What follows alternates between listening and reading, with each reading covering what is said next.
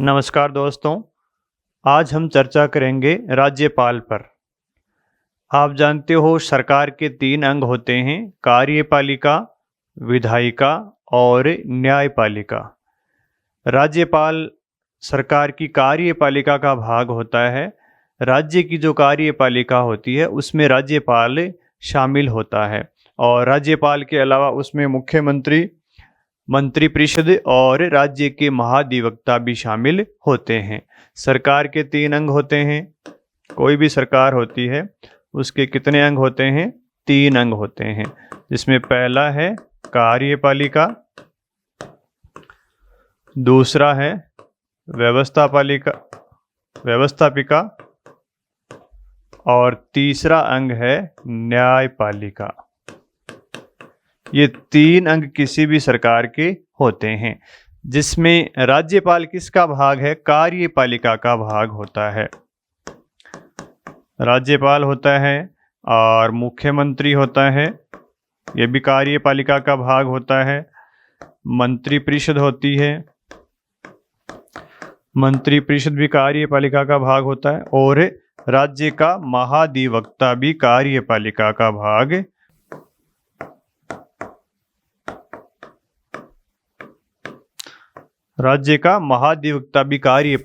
भाग होता है।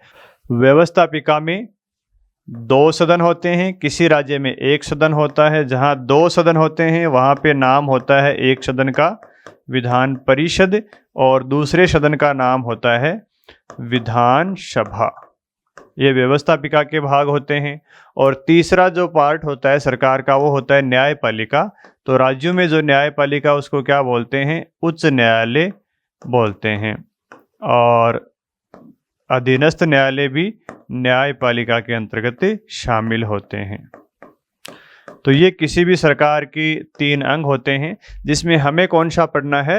राज्यपाल के बारे में चर्चा करनी है। राज्यपाल के बाद में मुख्यमंत्री के बारे में चर्चा करेंगे, फिर मंत्रिपरिषद के बारे में चर्चा करनी है और राज्य की विधानसभा के बारे में हमें चर्चा करनी है। तो आइए देखते हैं ये सारे जो पार्ट हैं कार्यपालिका के और व्यवस्थापिका के, ये संविधान में कहाँ दिए गए हैं, संविधान की कौन से भाग में दिए हुए हैं, कौन से अनुच्छेदों में दिए हुए हैं, पहले हम उसको देखेंगे, फिर राज्यपाल के बारे में चर्चा करेंगे। तो हमारे संविधान में आप जानते हो 395 अनुच्छेद हैं और 22 भाग हैं। भाग कितने हैं? 22 हैं। अनुसूचियां कितनी हैं? 12 अनुसूचियां हैं। तो राज्यपाल, मुख्यमंत्री, मंत्रिपरिषद ये संविधान में कौन से भाग में हैं, कौन से अनुच्छेदों में दिए हुए हैं, पहले हम इसको देखेंगे, फिर राज्यपाल के बारे में चर्चा करेंगे। तो आइए देखते हैं संविधान के अनुच्छेद और भाग। तो पहला जो भाग है भाग 1 और इसमें अनुच्छेद 1 से 4 तक हैं। इसमें संघ और राज्यों के बारे में प्रावधान दिया हुआ है। संघ राज्यों के बारे में भाग 1 में दिया हुआ है प्रावधान। और आप जानते हो किसी भी राज्य या संघ में क्या होते हैं? नागरिक होते हैं। क्या होते हैं? नागरिक होते हैं। तो नागरिकता से संबंधित प्रावधान दिया हुआ है। और किसी भी राज्य में एक तरफ नागरिक होते हैं, दूसरी तरफ क्या होती है? सरकारें होती हैं। कोई भी जो राज्य होगा उसमें भूभाग होगा, जनता होगी और सरकार होगी। और एक पार्ट होता है प्रभुसत्ता, जो हमें दिखाई नहीं देती है। प्रभुसत्ता का मतलब होता है राज्य की सर्वोच्च शक्ति। तो ये हमारा संविधान है जिसमें संघ राज्य हो गया। फिर भाग 2 में नागरिकता से संबंधित प्रावधान दिए हुए हैं। भाग 2 और अनुच्छेद 5 से 11 तक इसमें नागरिकता से संबंधित प्रावधान दिए हुए हैं।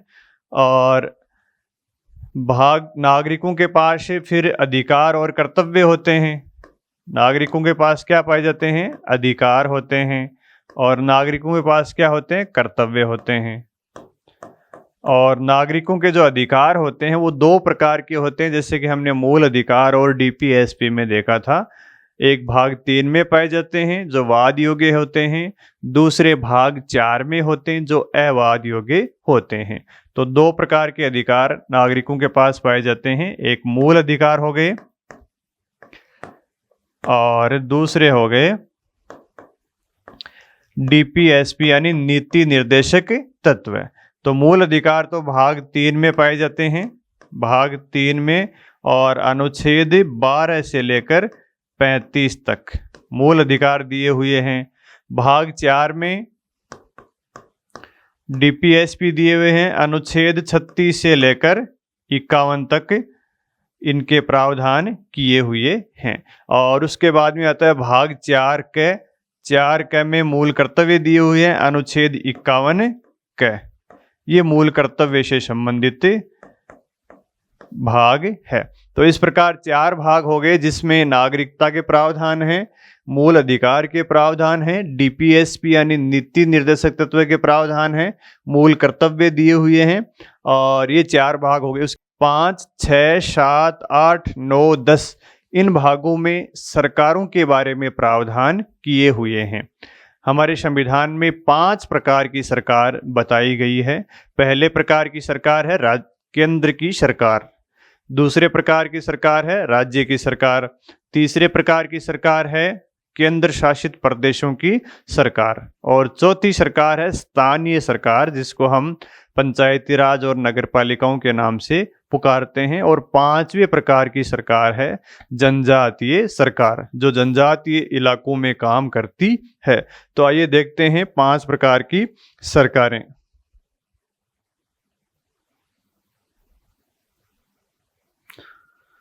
तो दूसरी तरफ संविधान में नागरिकता के अलावा क्या होती हैं? सरकार होती हैं। तो ये पहले प्रकार की सरकार हो गई केंद्र सरकार, पहले प्रकार की हो गई केंद्र सरकार।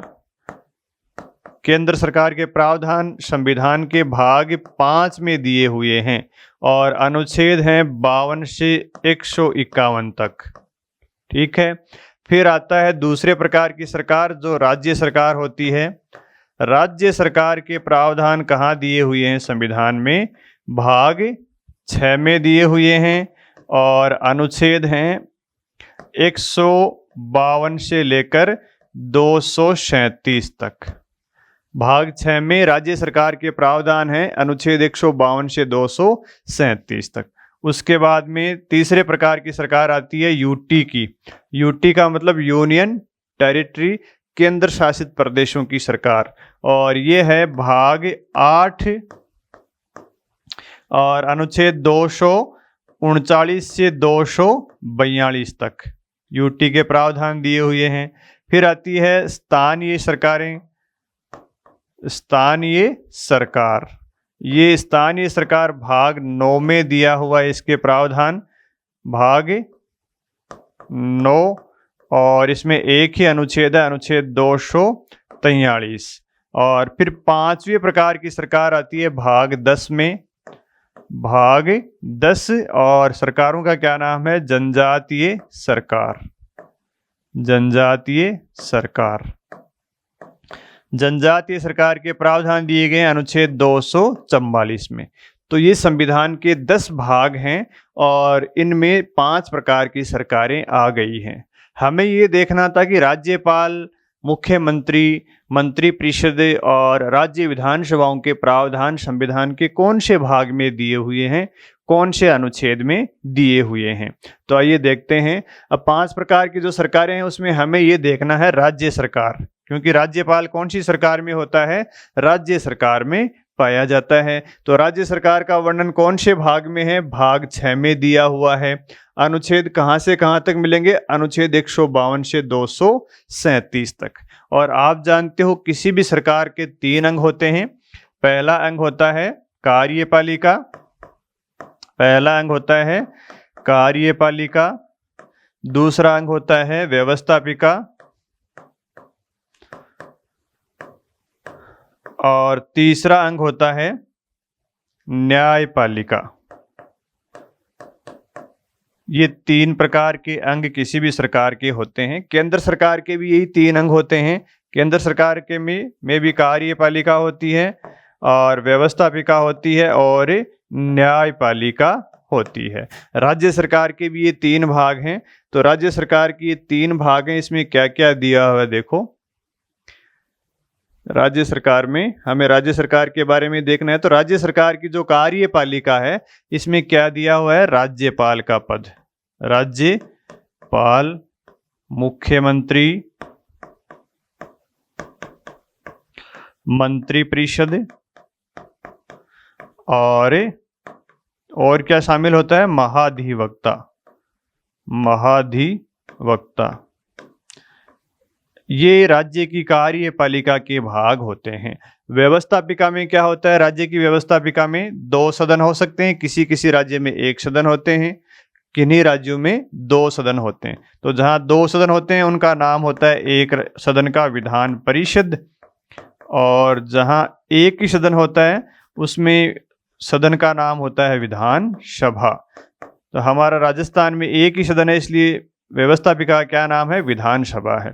फिर आता है न्यायपालिका। न्यायपालिका में राज्य की न्यायपालिका में उच्च न्यायालय आता है।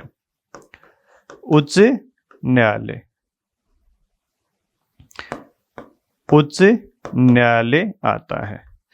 अब देखो ये राज्य सरकार के 3 भाग हो गए, 3 अंग हो गए, अनुच्छेद 152 से 237 तक। तो राज्य सरकार की जो कार्यपालिका है उसमें कहां से कहां तक अनुच्छेद पाए जाते हैं, इसमें अनुच्छेद 152 से लेकर कार्यपालिका में 167 तक दिए हुए हैं। व्यवस्थापिका का वर्णन अनुच्छेद 168 से लेकर अनुच्छेद 212 तक दिया हुआ है, और न्यायपालिका का वर्णन अनुच्छेद 214 से लेकर 237 तक दिए हुए हैं। तो हमें राज्यपाल, मंत्रिपरिषद, मुख्यमंत्री, विधानसभा ये सारे अनुच्छेद कहां से कहां तक मिलेंगे, अनुच्छेद 152 से 167 तक कार्यपालिका यानी राज्यपाल, मुख्यमंत्री, मंत्रिपरिषद, अनुच्छेद 168 से 212 तक विधानसभा से संबंधित प्रावधान, विधान परिषद से संबंधित प्रावधान, अनुच्छेद 214 से 237 तक न्यायपालिका यानी उच्च न्यायालय के प्रावधान मिलेंगे। अब यहाँ पे 213 नंबर का मिसिंग है, तो 213 नंबर का जो अनुच्छेद है उसमें राज्यपाल के द्वारा अध्यादेश जारी किया जाता है, इसलिए यहाँ पे 213 नहीं है। तो अब आपको पता लग गया होगा कि राज्यपाल का प्रावधान संविधान में कहाँ किया गया है। राज्य सरकार में अनुच्छेद 152 से 237 तक इन सारों के प्रावधान दिए हुए हैं, और कार्यपालिका 152 से 167, विधानसभा 168 से 212, उच्च न्यायालय 214 से 237 तक दिए हुए हैं। इसके अलावा हमें पंचायती राज भी पढ़ना है। तो पंचायती राज के प्रावधान देखो कहाँ दिए गए, ये रहे पंचायती राज के प्रावधान। पंचायती राज को क्या बोलते हैं, स्थानीय सरकार बोलते हैं, जिसका वर्णन कहाँ है, संविधान के भाग 9 में दिया हुआ है। यानी स्थानीय सरकार के भी 2 भाग होते हैं। स्थानीय सरकार के भी कितने भाग होते हैं, 2 भाग होते हैं। एक का नाम है पंचायतें, एक भाग का क्या नाम है, पंचायतें, दूसरे भाग का नाम है नगर पालिकाएं, दूसरे भाग का क्या नाम है, नगर पालिकाएं। तो ये पंचायतें नाम से जो भाग है वो तो गांव में पाया जाता है, गांव की सरकार होती है, और नगर पालिकाएं जो नाम होता है वो शहर में पाए जाने वाली सरकार होती है। तो हमारे जो ग्राम पंचायत होती है, पंचायत समिति होती है, जिला परिषद होती है, वो तो पंचायत के अंतर्गत आती है, और नगर पालिका, नगर परिषद और नगर निगम ये आते हैं नगर पालिकाओं के अंतर्गत, यानी जो शहरी स्थानीय सरकारें होती हैं। और पंचायतें क्या होती हैं, ग्रामीण स्थानीय सरकारें होती हैं। तो पंचायती राज के प्रावधान दिए गए हैं भाग 9 में, और नगर पालिकाओं के प्रावधान दिए गए भाग 9 में। ये ध्यान में रखना। पंचायतों से संबंधित अनुच्छेद दिए गए हैं अनुच्छेद 243 से अनुच्छेद 243 ओ तक, और नगर पालिकाओं के प्रावधान है अनुच्छेद 243 जेड जी तक दिए हुए हैं।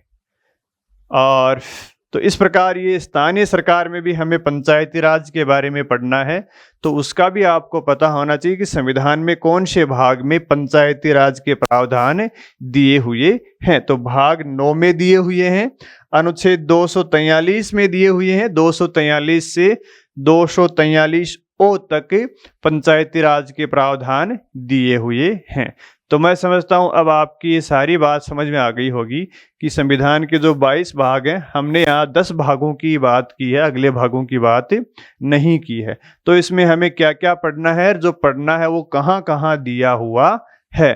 तो एक तो भाग 6 में अनुच्छेद 152 से 237 तक, जिसमें कार्यपालिका, व्यवस्थापिका और न्यायपालिका है, और एक भाग 9 है जिसमें पंचायतों से संबंधित प्रावधान पढ़ने हैं।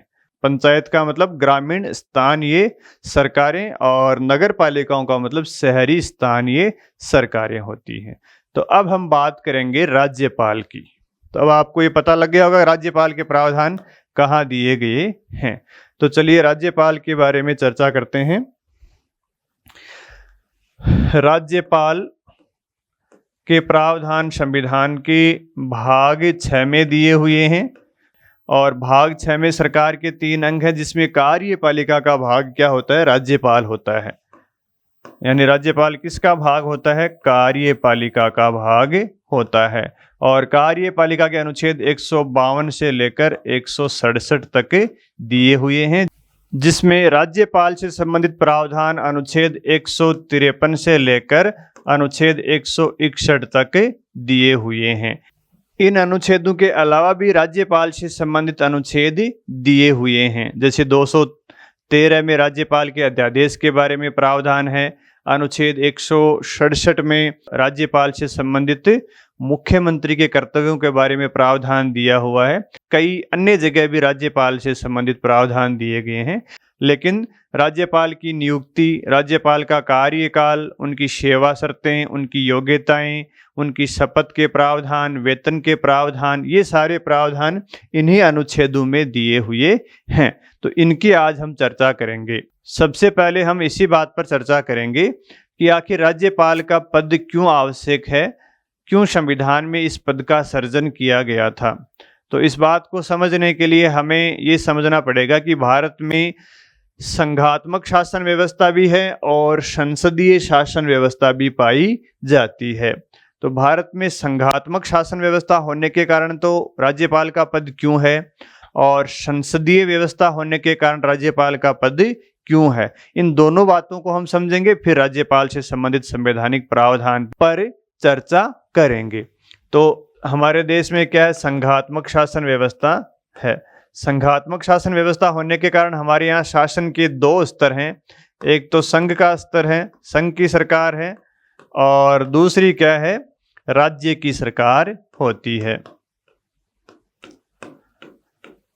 हमारे यहाँ पे 2 प्रकार की सरकारें इसलिए हैं क्योंकि हमारे यहाँ संघात्मक शासन व्यवस्था है, और संघात्मक शासन व्यवस्था में सरकारों के मध्य शक्तियों का विभाजन पाया जाता है। क्या पाया जाता है, शक्तियों का विभाजन पाया जाता है। यानी कुछ शक्तियों पर कानून बनाने का अधिकार संघ की सरकार को है, कुछ विषयों पर कानून बनाने या विधि निर्माण का अधिकार किसको है, संघ की सरकार को होता है। कुछ विषयों पर विधि निर्माण का अधिकार राज्य की सरकार को होता है। और जिन विषयों पर संघ की सरकार को विधि निर्माण का अधिकार है, उन विषयों पर प्रशासन का अधिकार भी किसका है, उन विषयों पर प्रशासन का अधिकार भी किस सरकार के पास होगा, प्रशासनिक अधिकार भी संघ सरकार के पास ही होता है। ये भी संघ के पास होता है। और संविधान ने सारे अधिकार किसको प्रदान किए हैं, राष्ट्रपति को प्रदान किए हैं। और संघ शासन का संवैधानिक प्रधान कौन होता है, राष्ट्रपति होता है। संघ शासन का संवैधानिक प्रधान कौन हो जाएगा, संघ सरकार का संवैधानिक प्रधान कौन होगा, राष्ट्रपति होगा। यानी संविधान ने संघ सरकार की सारी शक्तियां किसको प्रदान की हैं, राष्ट्रपति को प्रदान की हैं। तो जैसे संघ में राष्ट्रपति का पद होता है, उसी प्रकार का पद कहाँ होना चाहिए, राज्य में भी एक पद होना चाहिए, जिसको क्या बोलते हैं, राज्यपाल बोलते हैं। क्योंकि हमारे यहाँ संघ में भी संसदीय सरकार है, हमारे यहाँ संघ में भी संसदीय शासन प्रणाली है, और राज्यों के स्तर भी क्या अपनाया गया है, संसदीय शासन प्रणाली अपनाई गई है। तो जिन विषयों पर विधि निर्माण का अधिकार राज्य सरकार का है, उन विषयों पर प्रशासन का अधिकार किसके पास है, उन विषयों पर प्रशासनिक अधिकार भी किसके पास है, राज्यों के पास है। और राज्य के शासन का संवैधानिक प्रधान कौन होता है? राज्य के शासन का संवैधानिक प्रधान राज्यपाल होता है। कौन होता है? राज्यपाल। राज्यपाल क्यों होता है? क्योंकि भाई संघ में भी राष्ट्रपति होता है, क्योंकि संघ में संसदीय शासन प्रणाली है तो राष्ट्रपति होता है, तो वहां भी राज्यों में भी हमारे यहाँ कौन सी शासन प्रणाली है? संसदीय शासन प्रणाली पाई जाती है। तो संसदीय शासन प्रणाली होने के कारण संघ में संवैधानिक प्रधान राष्ट्रपति होता है और राज्यों में भी संसदीय शासन प्रणाली होने के कारण संवैधानिक प्रधान कौन होता है? राज्यपाल होता है। अब दूसरी बात यह है कि संसदीय शासन प्रणाली होने के कारण संघ सरकार का जो संवैधानिक प्रधान होगा वो तो राष्ट्रपति होगा, लेकिन वास्तविक प्रधान कौन होगा? संघ सरकार में वास्तविक प्रधान प्रधानमंत्री होगा। वास्तविक प्रधान कौन होगा? प्रधानमंत्री होता है। प्रधानमंत्री क्यों होता है वास्तविक प्रधान? क्योंकि संसदीय शासन प्रणाली की ये विशेषता होती है कि इसमें एक तो संवैधानिक प्रधान होता है जो कौन हो गया? राष्ट्रपति हो गया। दूसरा कौन होता है? वास्तविक प्रधान होता है जो कौन होता है? प्रधानमंत्री होता है। तो संसदीय शासन प्रणाली में कार्यपालिका के दो प्रमुख होते हैं। एक तो संवैधानिक प्रधान होता है जिसको शक्तियां संविधान देता है जो राष्ट्रपति होता है, और दूसरा होता है वास्तविक प्रधान जो शक्तियों का वास्तविक रूप से प्रयोग करता है, प्रधानमंत्री होता है। इसको शक्ति किसके द्वारा दी जाती है? इनको शक्ति जनता के द्वारा दी जाती है। राष्ट्रपति को शक्ति किसके द्वारा दी जाती है? संविधान के द्वारा दी जाती है। और प्रधानमंत्री को शक्ति कौन प्रदान करता है? जनता प्रदान करती है। और राष्ट्रपति के पास जो शक्तियां हैं उनका व्यवहार में प्रयोग कौन करता है? प्रधानमंत्री करता है। तो ये सिस्टम हमारे यहाँ राज्य सरकार में पाया जाएगा, क्योंकि राज्य सरकार में भी क्या है? संसदीय शासन प्रणाली है।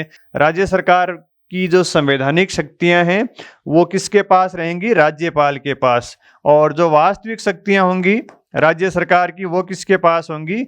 मुख्यमंत्री के पास होंगी। तो हमारे यहाँ संसदीय शासन प्रणाली होने के कारण राष्ट्रपति और राज्यपाल तो सिर्फ नाम मात्र के प्रधान हैं।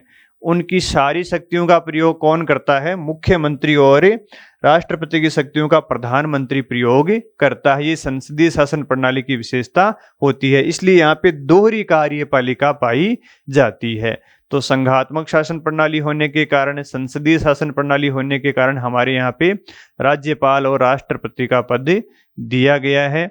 संघात्मक शासन होने के कारण राज्यपाल की भूमिका अलग होती है और संसदीय शासन में राज्यपाल की भूमिका अलग होती है। संघात्मक शासन है तो संघात्मक शासन में राज्यपाल की भूमिका अलग कैसे होगी? देखो, आप जानते हो हमारे यहाँ संघ सरकार में दो सदन है। एक तो है लोकसभा, एक तो क्या है? लोकसभा है, और दूसरा क्या है? राज्यसभा है। तो लोकसभा में तो जनता का प्रतिनिधित्व पाया जाता है और राज्यसभा में किसका प्रतिनिधित्व होता है? राज्यों का प्रतिनिधित्व होता है।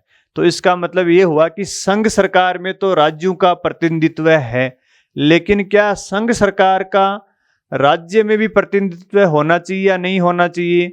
तो संघ सरकार का राज्यों में प्रतिनिधित्व कौन होता है? कौन करता है? राज्यपाल करता है। क्योंकि दिल्ली में तो राज्यों का प्रतिनिधित्व राज्यसभा के अंतर्गत है, लेकिन दिल्ली का तमिलनाडु में, नागालैंड में, जम्मू कश्मीर में, राजस्थान में वहाँ कोई प्रतिनिधि होना चाहिए या नहीं होना चाहिए? वहाँ भी संघ सरकार का कोई प्रतिनिधि होना चाहिए जो क्या काम करता है? जो देश की एकता अखंडता बनाए रखने का काम करता है, जो राज्य में संविधान का संरक्षण करने का कार्य करता है, जो राज्यों को संघ के नियंत्रण में रखने का कार्य करता है। वही संघ सरकार का अगर राजस्थान में या तमिलनाडु में, महाराष्ट्र में प्रतिनिधि होगा राज्यपाल, तभी तो संघ सरकार उन राज्यों की सरकारों पर अपना नियंत्रण स्थापित कर सकती हैं। अन्यथा कई बार राज्यों की सरकारों में अलगाव की भावना आ जाती है और वो अलग होने की बात करने लग जाती हैं। तो उस समय राष्ट्रीय एकता और अखंडता बनाए रखने का काम कौन करता है? राज्यपाल करता है, जो राज्यों में संविधान का रक्षक होने का कार्य भी करता है। संविधान का संरक्षण करने का कार्य राज्यों में कौन करता है? राज्यपाल करता है। इसलिए संघात्मक शासन में राज्यपाल का पद आवश्यक होता है। और संघात्मक शासन में राज्यपाल क्या होता है? केंद्र सरकार का एजेंट होता है। क्या होता है? केंद्र सरकार के एजेंट या प्रतिनिधि के रूप में कार्य करता है और राज्य और केंद्र को जोड़ने वाली कड़ी के रूप में कार्य करता है। तो इसलिए यहाँ पे राज्यपाल का पद दिया हुआ है। नंबर 1, संसदीय शासन प्रणाली होने के कारण राज्य का एक संवैधानिक प्रधान होता है, एक वास्तविक प्रधान होता है। तो राज्यपाल क्या करता है? संवैधानिक प्रधान के रूप में भी कार्य करता है। तो राज्यपाल की दोहरी भूमिका आती है। संघीय शासन में तो राज्यपाल संघ के एजेंट और प्रतिनिधि के रूप में कार्य करता है राज्यों में, और राज्य और संघ को जोड़ने वाली कड़ी के रूप में कार्य करता है। जबकि संसदीय शासन प्रणाली में राज्यपाल क्या करता है? संवैधानिक प्रधान के रूप में कार्य करता है। तो इस प्रकार राज्यपाल की दोहरी भूमिका है। केंद्र सरकार के प्रतिनिधि के रूप में कार्य करता है और राज्य के संवैधानिक प्रधान के रूप में भी कार्य करता है। राज्य के संवैधानिक प्रधान के रूप में कार्य क्यों करता है? क्योंकि हमारे यहाँ संसदीय शासन प्रणाली होती है। संसदीय शासन प्रणाली में सरकार का कार्यकाल सुनिश्चित नहीं होता है। तो सरकार तो कभी भी गिर सकती है जब सरकार के पास बहुमत नहीं हो। तो राज्य का प्रशासन उस समय कौन चलाता है? राज्यपाल चलाता है, ताकि शासन में निरंतरता बनी रहे, मंत्रिमंडल के विघटन होने से एक शून्य का भाव पैदा नहीं हो, शासन निरंतर चलता रहे। इसलिए हमारे यहाँ राज्यपाल के पद की बात की गई है। तो मैं समझता हूँ राज्यपाल क्यों होता है, कैसे होता है, ये बात आपके समझ में आ गई होगी। अब हम बात करते हैं राज्यपाल के संबंध में दिए गए संवैधानिक प्रावधान, जिसमें हम बात करेंगे राज्यपाल की नियुक्ति की, राज्यपाल की पदावधि की, राज्यपाल की योग्यताओं की, राज्यपाल की शर्तों की, शपथ की और अन्य आकस्मिक दशाओं में राज्यपाल के पद का कर्तव्य का निर्वहन कौन करेगा, उसकी बात हम यहाँ पे करेंगे। तो राज्यपाल से संबंधित अभी हम अनुच्छेद 153 से लेकर अनुच्छेद 160 तक जो अनुच्छेद दिए हुए हैं उन पर चर्चा करेंगे। तो पहला तो है अनुच्छेद 153। अनुच्छेद 153 में प्रत्येक राज्य में एक राज्यपाल का प्रावधान किया गया है। अनुच्छेद 153 ये कहता है कि प्रत्येक राज्य में एक राज्यपाल होगा। ये कहाँ की गई है बात? अनुच्छेद 153 में। भाई राज्यपाल से संबंधित जो प्रश्न आते हैं परीक्षा में आपके, उसमें एक तो अनुच्छेदों से संबंधित प्रश्न आ सकता है कि 153 में क्या कहा है, 155 में क्या कहा है, 156 में क्या बात कही गई है, इस प्रकार के प्रश्न आते हैं। और दूसरे प्रकार के जो प्रश्न आते हैं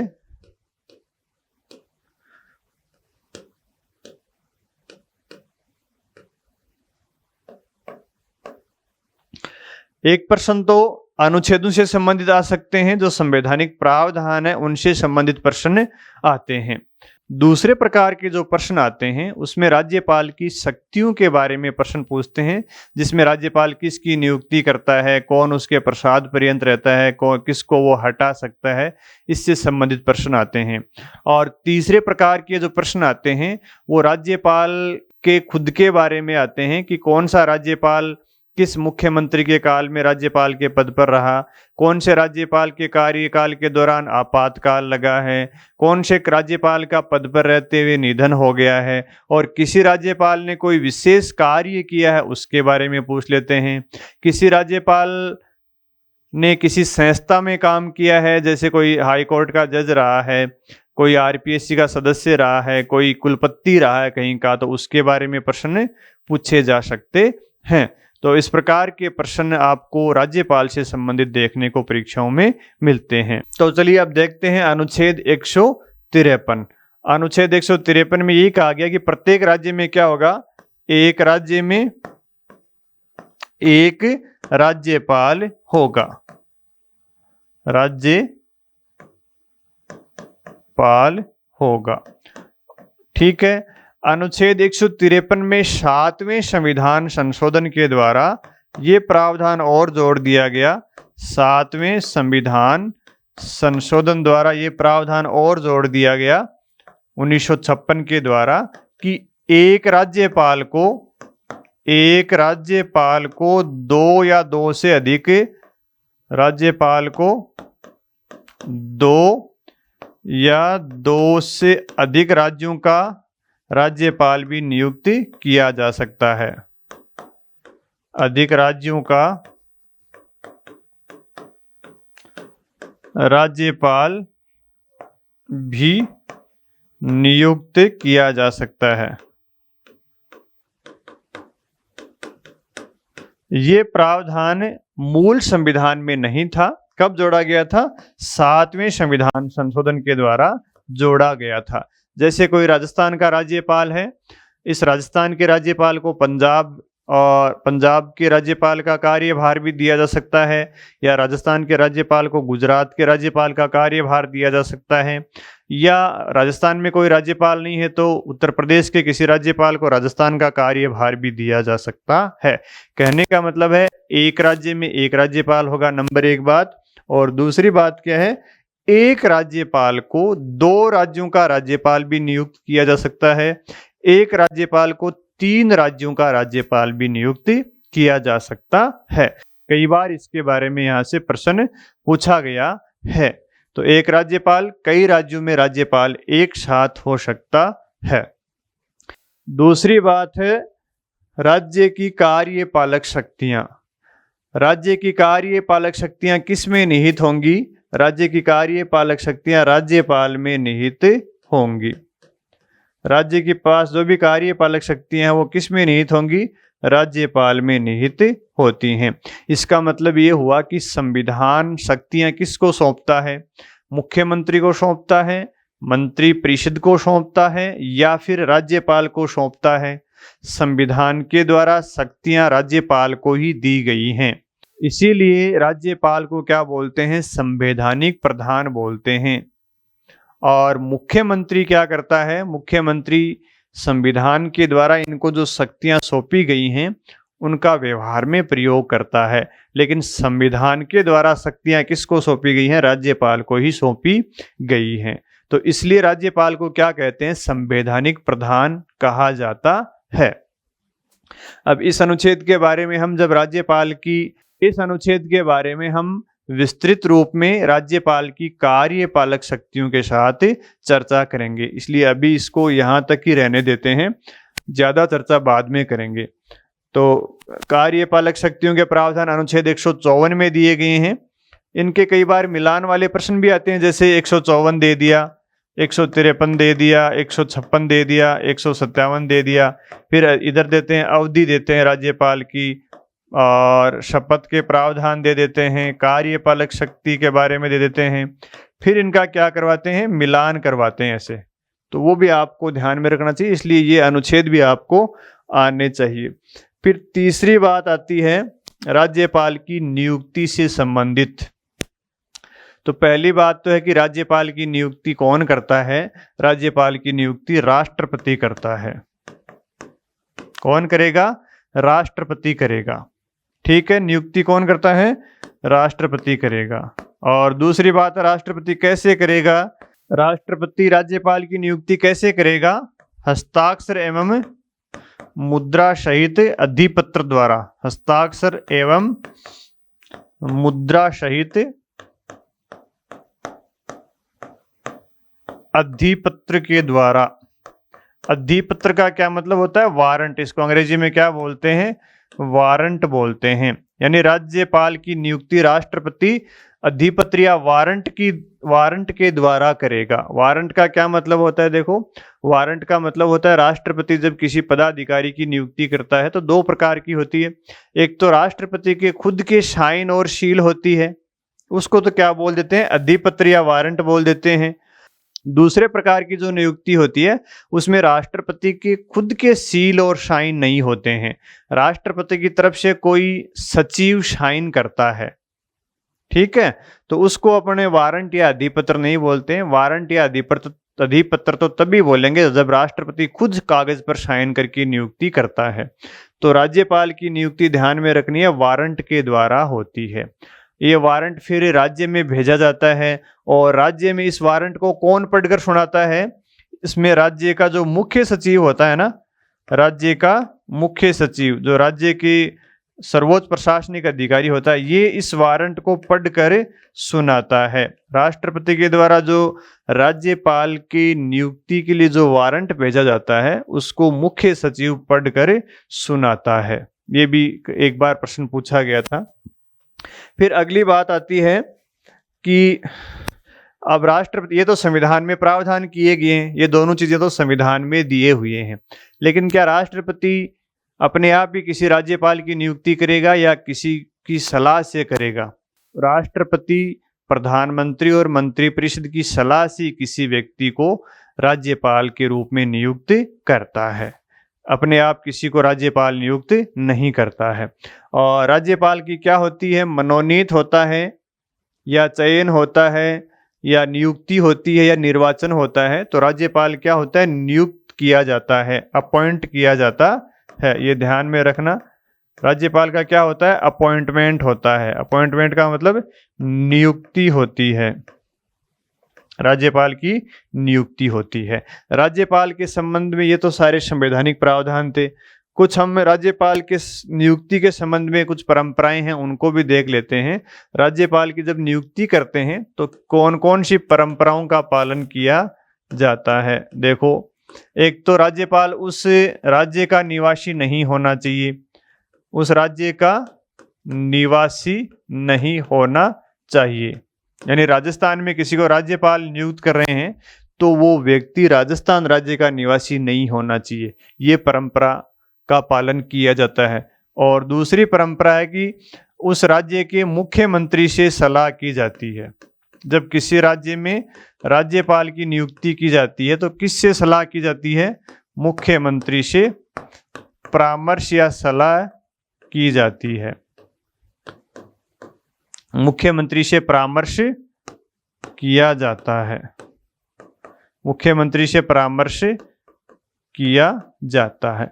इन दो परंपराओं का पालन आज़ादी के बाद तक होता रहा, नेहरू के काल तक इन दोनों परंपराओं का पालन होता रहा, लेकिन जो ही इंदिरा गांधी सरकार में आई तो इन परंपराओं का धीरे धीरे पालन बंद हो गया। हालांकि इस परंपरा का पालन तो होता है, किसी व्यक्ति को उस राज्य में राज्यपाल नियुक्त नहीं किया जाता है जिसका वो निवासी है। अब दूसरी बात है राज्यपाल की नियुक्ति के बारे में। संविधान सभा में जब राज्यपाल की नियुक्ति के बारे में बहस हो रही थी तो नियुक्ति के बारे में दो प्रकार के विचार सामने आए थे। संविधान सभा में कुछ व्यक्तियों ने तो कहा कि राज्यपाल का क्या होना चाहिए? निर्वाचन होना चाहिए। और कुछ व्यक्तियों ने कहा कि राज्यपाल क्या होना चाहिए? मनोनीत होना चाहिए या नियुक्त होना चाहिए, केंद्र के द्वारा नियुक्त होना चाहिए, केंद्र के द्वारा नियुक्त होना चाहिए। ये दो प्रकार के विचार संविधान सभा में आए थे। तो जो प्रांतीय संविधान सभा थी, जिस समिति के पास प्रांतों का संविधान बनाने का अधिकार था, उन्होंने कहा कि राज्यपाल का क्या होना चाहिए? निर्वाचन होना चाहिए। और प्रांतीय संविधान सभा ने तो कहा कि वयस्क मताधिकार के आधार पर राज्यपाल का निर्वाचन होना चाहिए। तो वयस्क मताधिकार के आधार पर निर्वाचन की बात किसने की थी? प्रांतीय संविधान सभा ने की थी, प्रांतीय संविधान समिति ने की थी। प्रांतीय संविधान समिति ने तो क्या कहा? राज्यपाल का निर्वाचन वयस्क मताधिकार पर यानी जनता के द्वारा होना चाहिए। किसके द्वारा? जनता के द्वारा होना चाहिए। और दूसरे प्रकार का जो विचार था वो था कि भाई राज्यों के विधानसभाओं के निर्वाचित प्रतिनिधियों के द्वारा होना चाहिए। राज्य के विधानसभा के निर्वाचित प्रतिनिधियों के द्वारा, निर्वाचित प्रतिनिधियों के द्वारा राज्यपाल का निर्वाचन होना चाहिए। तो संविधान सभा में दो प्रकार के विचार प्रचलित थे। केंद्र के द्वारा नियुक्त राज्यपाल के समर्थक कौन थे? अंबेडकर थे, अंबेडकर और नेहरू और हृदयनाथ कुंजरू। ये तो चाहते थे कि राज्यपाल का क्या हो, केंद्र के द्वारा नियुक्ति हो, निर्वाचन नहीं होना चाहिए। संविधान सभा की जो प्रांतीय संविधान समिति थी, जिसको प्रांतों के संविधान के बारे में सिफारिशें देनी थी, उन्होंने कहा कि राज्यपाल का निर्वाचन जनता के द्वारा वयस्क मताधिकार के आधार पर होना चाहिए। कुछ संविधान सभा के सदस्य ऐसे थे जिनका मानना था कि राज्य की विधानसभाओं के द्वारा राज्यपाल का निर्वाचन होना चाहिए। इसमें कौन थे? इसमें दुर्गाबाई थी, दुर्गाबाई, टीटी कृष्णमाचारी और गोविंद वल्लभ पंत, गोविंद वल्लभ पंत। 3 प्रकार के विचार संविधान सभा में थे। तो इसमें सबसे बाद में कौन सा माना गया था? इसमें केंद्र के द्वारा जो नियुक्ति का विचार था उसको माना गया था। अब इसको मानने के पीछे कारण क्या है वो भी देख लीजिए। ये कहा गया था कि चूंकि भारत में संसदीय शासन प्रणाली है, इसलिए जो मुख्यमंत्री और मंत्री परिषद होती है वो वास्तविक प्रधान होती है, वो शासन शक्तियों का वास्तव में प्रयोग करते हैं। जबकि राज्यपाल को तो एक संवैधानिक प्रधान बनाया गया है, नाम मात्र का प्रधान बनाया गया है, जिसके पास कोई कार्य नहीं होता है। लेकिन जब राज्यपाल का भी निर्वाचन हो जाएगा तो राज्यपाल और जो मुख्यमंत्री होगा, राज्यपाल और मुख्यमंत्री के बीच में क्या होगा? आपस में संघर्ष बढ़ेगा, क्योंकि मुख्यमंत्री भी निर्वाचित है, राज्यपाल भी निर्वाचित है। तो जो व्यक्ति निर्वाचित होता है उसके पास जनता की ताकत होती है, तो इन दोनों के मध्य सत्ता के लिए संघर्ष बढ़ेगा। सत्ता के 2 केंद्र बन सकते हैं, और जबकि राज्यपाल के पास तो कोई व्यवहारिक शक्तियां हैं नहीं, वास्तविक शक्तियां तो है नहीं, ये तो एक नाम मात्र का है। लेकिन फिर भी निर्वाचित होने के कारण ये मुख्यमंत्री से प्रतिस्पर्धा करने लग जाएगा, जिससे राज्य में 2 शक्ति के केंद्र हो जाएंगे। तो पहला कारण तो ये था कि राज्यपाल और मुख्यमंत्री के बीच में आपस में टकराव नहीं हो, इसलिए राज्यपाल की नियुक्ति का तर्क माना गया था। और दूसरा तर्क ये था कि अगर राज्यपाल का निर्वाचन करवा लिया जाएगा जनता से, तो फिर राज्यपाल और संघ के बीच में संपर्क नहीं रहेगा, क्योंकि राज्यपाल उसी राज्य का होगा, तो केंद्र का नियंत्रण राज्यों के ऊपर नहीं रहेगा, क्योंकि राज्यपाल ही वो व्यक्ति है जिसके माध्यम से केंद्र सरकार राज्यों पर अपना नियंत्रण स्थापित करती है। और राज्यों पर नियंत्रण इसलिए आवश्यक था क्योंकि जब भारत आज़ाद हुआ था तो एकता और अखंडता की समस्या थी। कई राज्य अलगाव की बात कर रहे थे, तो वहां पर संविधान का शासन बनाए रखने के लिए, एकता और अखंडता बनाए रखने के लिए केंद्र का नियंत्रण राज्यों पर जरूरी था। इसलिए अगर राज्यपाल निर्वाचित हो जाता है राज्य से, तो केंद्र का नियंत्रण भी वहां पे नहीं रहेगा, और केंद्र और राज्यों के मध्य जो संपर्क की कड़ी है राज्यपाल के रूप में, वो भी खत्म हो जाएगी। इसलिए संविधान सभा ने वाद विवाद के बाद में ये फैसला किया कि भाई राज्यपाल का निर्वाचन नहीं होगा, क्योंकि राज्यपाल नाम मात्र का प्रतिनिधि है, उसके निर्वाचन में बहुत सारा धन खर्च होगा और राज्यपाल के पास कोई वास्तविक शक्तियां है नहीं, इसलिए निर्वाचन नहीं करवाया जाएगा, बल्कि उसको केंद्र के द्वारा नियुक्त ही किया जाएगा, ताकि राज्यपाल और मुख्यमंत्री के बीच में समन्वय रहे, वो आसानी से काम कर सके, दोनों के मध्य शक्तियों को लेकर टकराव नहीं हो। तो फिर लास्ट में ये तय किया गया कि राज्यपाल की नियुक्ति केंद्र के द्वारा की जाएगी। इसके बाद में कई आयोगों ने भी राज्यपाल की नियुक्ति के बारे में अपनी सिफारिशें दी हैं। तो आइए देखते हैं कौन कौन से आयोग हैं, उन्होंने राज्यपाल की नियुक्ति के बारे में क्या सिफारिशें दी हैं। क्योंकि राज्यपाल के पद को लेकर भारत में कई बार विवाद सामने आते हैं, इसलिए जो भी आयोग का गठन किया जाता है, केंद्र और राज्यों के मध्य जो भी आयोग बनते हैं संबंधों को लेकर, वो राज्यपाल की नियुक्ति, उनकी पदावधि, उसके बारे में और उनकी शक्तियों के बारे में जरूर कोई न कोई सिफारिशें देते हैं। तो आइए 3-4 आयोग हैं उनकी बात भी कर लेते हैं, उन्होंने नियुक्ति के बारे में क्या कहा है। तो देखो, राज्यपाल की नियुक्ति के बारे में आयोगों की सिफारिश। राज्यपाल की नियुक्ति के बारे में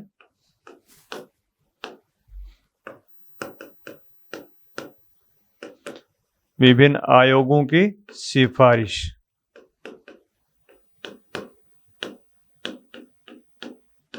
तो देखो, पहला तो है प्रथम प्रशासनिक सुधार आयोग। प्रथम प्रशासनिक सुधार आयोग 1966। फिर आता है सरकारिया आयोग। सरकारिया आयोग बना था 1983 में, केंद्र और राज्यों के संबंधों पर। फिर आता है द्वितीय प्रशासनिक सुधार आयोग। द्वितीय प्रशासनिक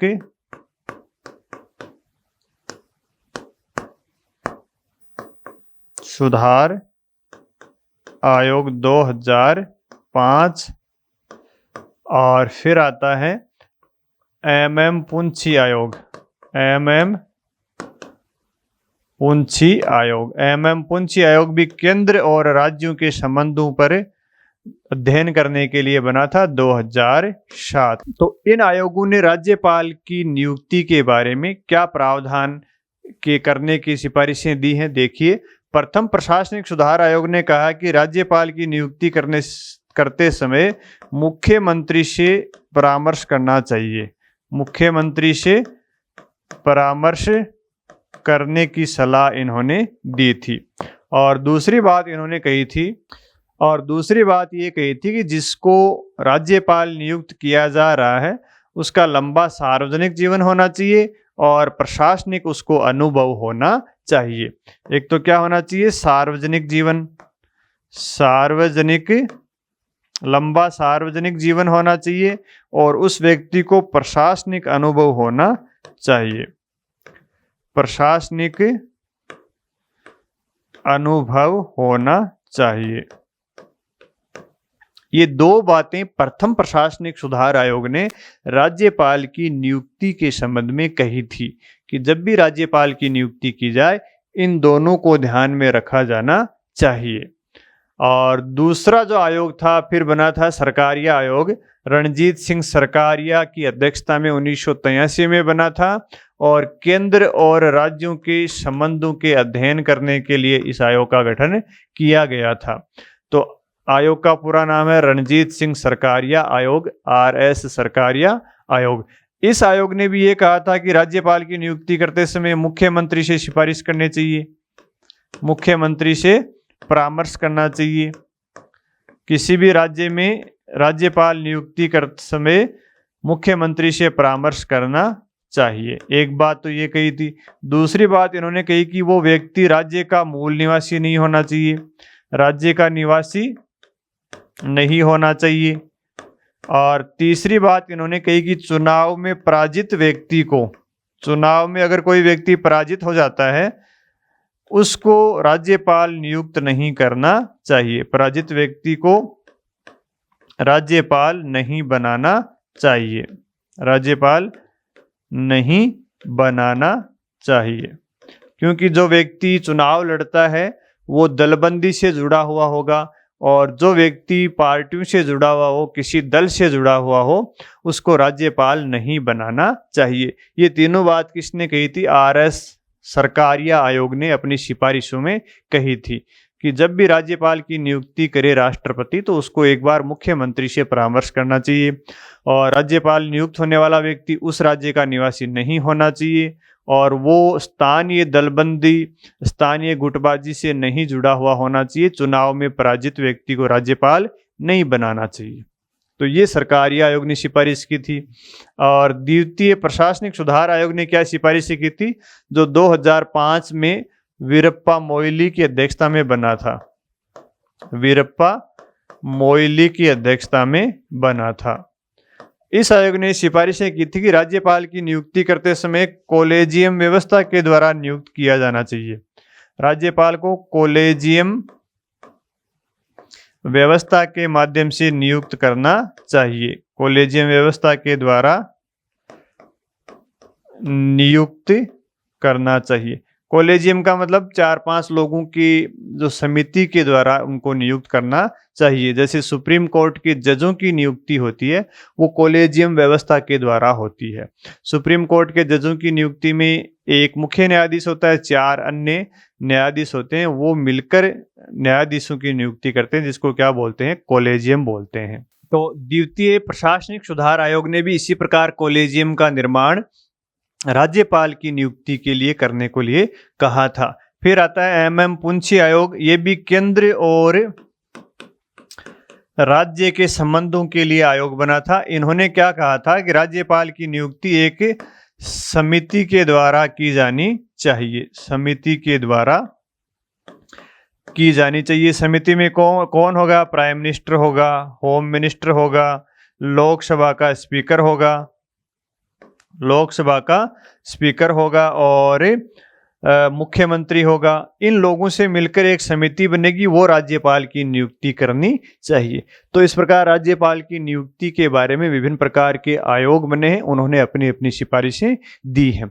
ये आयोग, इन आयोगों ने राज्यपाल की नियुक्ति के बारे में क्यों प्रावधान किए? क्योंकि राज्यपाल की नियुक्ति को लेकर बड़े विवाद रहते हैं और जो ही सत्ता केंद्र में परिवर्तन होती है, राज्यपालों को कई बार बर्खास्त करते हैं, कई बार उनको इस्तीफा देने के लिए बाध्य किया जाता है, कई बार उनका दूसरे राज्यों में ट्रांसफर कर दिया जाता है, क्योंकि राज्यपाल के द्वारा निष्पक्ष रूप से अपनी शक्तियों का प्रयोग नहीं किया जाता। वो जिस दल के साथ जुड़े हुए हैं, उस दल के आधार पर वो राज्य में कार्य करते हैं। इसके कारण उनकी नियुक्तियों पर विवाद होता है, इसलिए इन समितियों ने उनकी नियुक्ति पर ये सिफारिशें की है। तो ये हो गई राज्यपाल की नियुक्ति के बारे में